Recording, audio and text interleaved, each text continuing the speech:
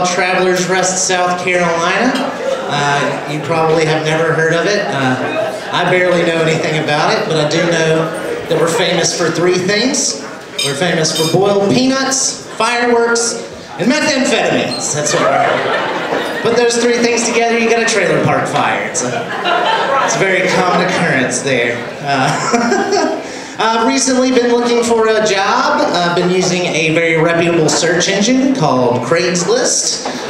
You can find any kind of job on there, sales job, serving jobs, blow jobs, all over the place there.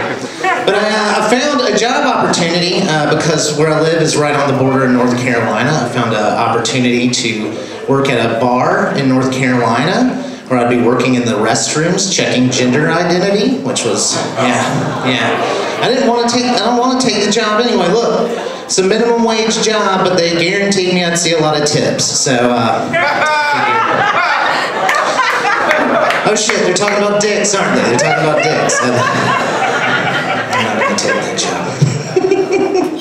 I live in a weird little town, weird little town. And then while I was out in town the other day, I saw what I can only describe as the gayest truck that I've ever seen. And I mean it in a very positive way. It was a primer gray truck on a lift kit with 2 rainbow flames going down the side of it. And I was like, that's beautiful. That is a beautiful truck. I want to meet the person who drives it. And luckily, not too long ago, I was at the local hangout spot, the Walmart parking lot.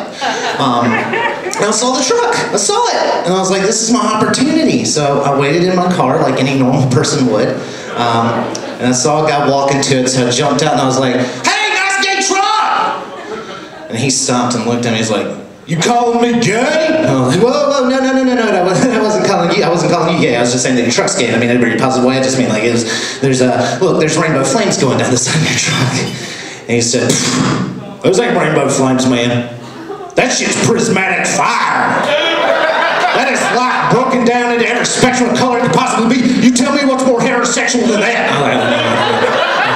I don't know. I'm really sorry. I don't know. And then he said, I'm just fucking with you, man. I'm gay.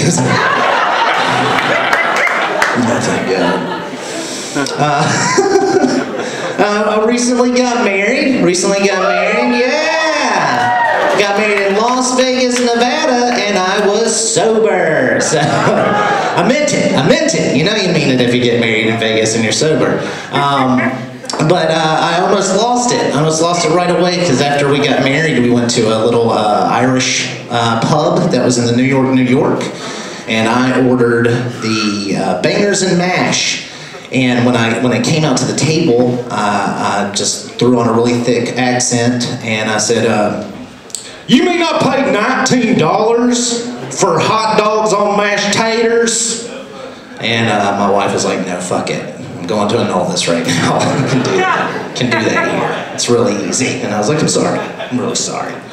But she's a wonderful woman. She puts up with some of the weird things that I do because I went to a kids' talent show recently with her. Like, I'm not some weirdo who just goes to kids' talent shows. I have a niece. She was in it, so I was there to support her. But while we were there, this kid magician was performing, and the entire time, he was performing, I was just like, I really want to just scream, witch! Witch! And all of a sudden, I heard somebody scream it, and I was like, oh shit, somebody did it. And everybody stopped and looked at me, and I was like, oh shit, it was me, I did it. I have no self-control. None.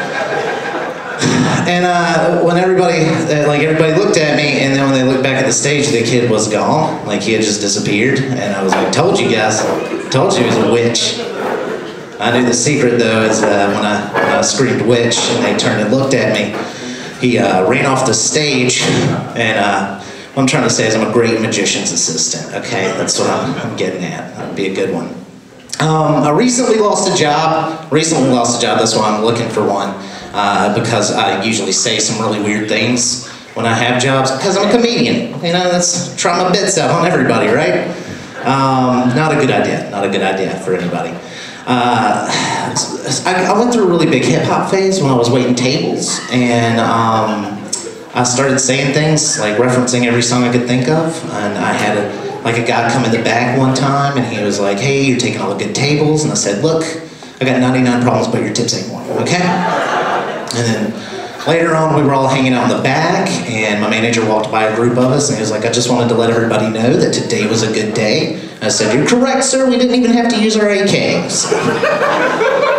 And my manager was like, hey, Andy, come here. I need to talk to you for a minute. So we stepped to the side, and I should mention, my manager was black.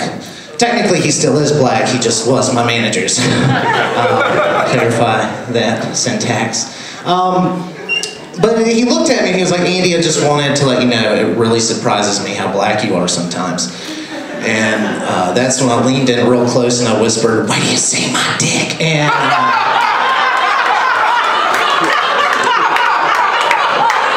so I'm on Craigslist a lot.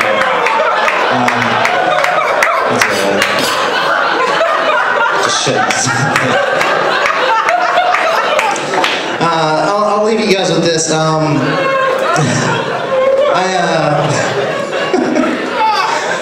I've actually been married before. I've been married before. This is my second marriage, and I was married to somebody who was she was not very supportive at all. Like, I told her one time that I wanted to learn how to beatbox, and she was like, you can't beatbox. And I was like, that's sad. Like, you just dashed my dreams that quickly. That's horrible.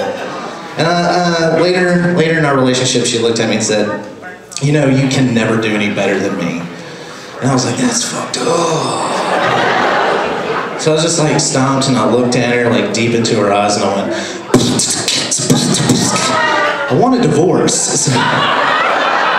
Everybody, my name's Andy Cummings. Thank y'all for coming out.